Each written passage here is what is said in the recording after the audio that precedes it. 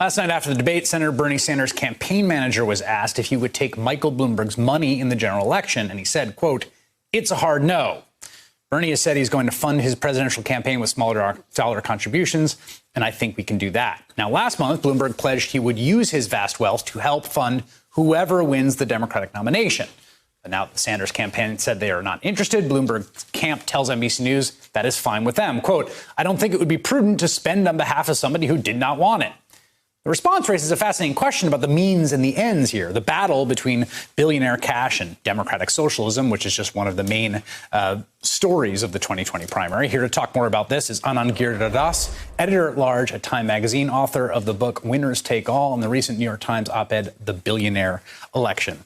I think this question is an interesting one, actually, and I'm not clear what the correct answer is. I kind of understand from the Sanders campaign, particularly in the primary, it would look kind of terrible for the brand of Bernie Sanders. But I'm also not clear that, like, that's the correct answer in a sort of optimal sense.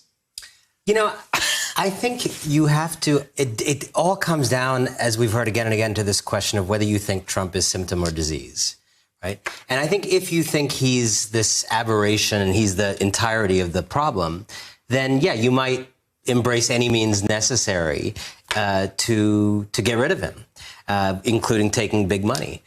If you think our problem is oligarchy, if you think our problem is people like Donald Trump having too much power in American life in a bunch of different ways, and that he's one of the people who kind of slipped into a particular lucky position for him, then you don't want to fight, fire with fire. And I think I'm sympathetic to the view that you don't fight a racist, sexist oligarch who cannot read with a racist, sexist oligarch who can read and is very smart.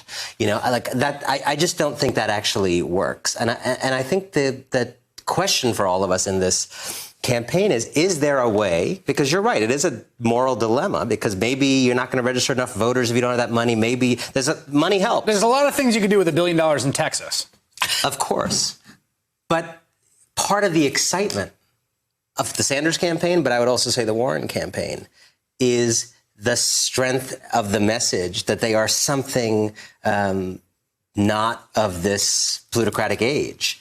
And any dilution of that compromises the central thing that is animating people, compromises the central emotional pull of the campaign.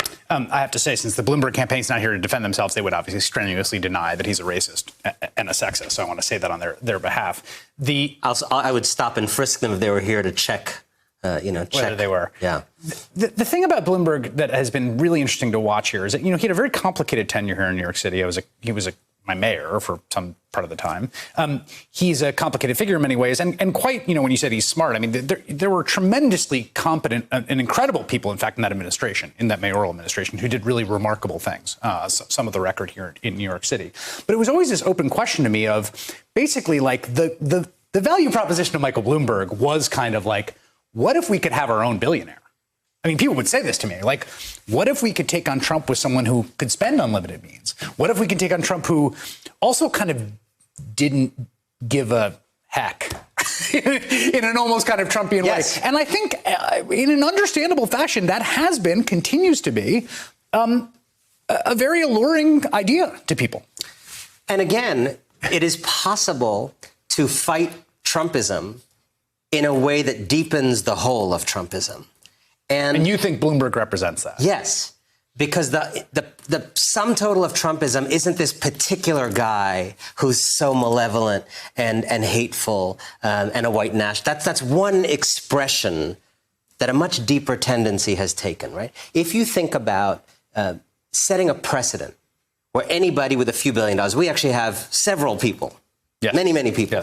Who can afford to do what Bloomberg's doing, right? Yes. He can afford it more than others, but you got a bunch of people who can throw $2 or $3 billion at this kind of thing.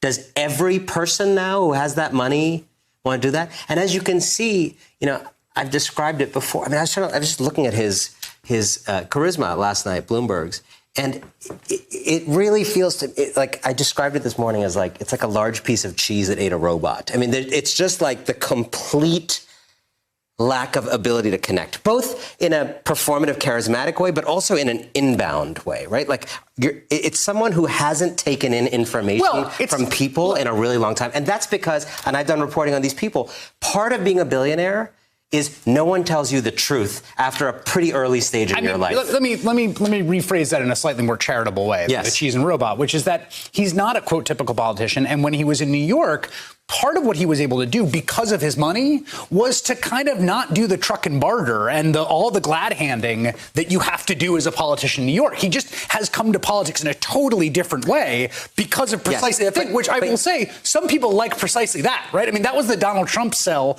to his electorate was no one owns me because I own everyone.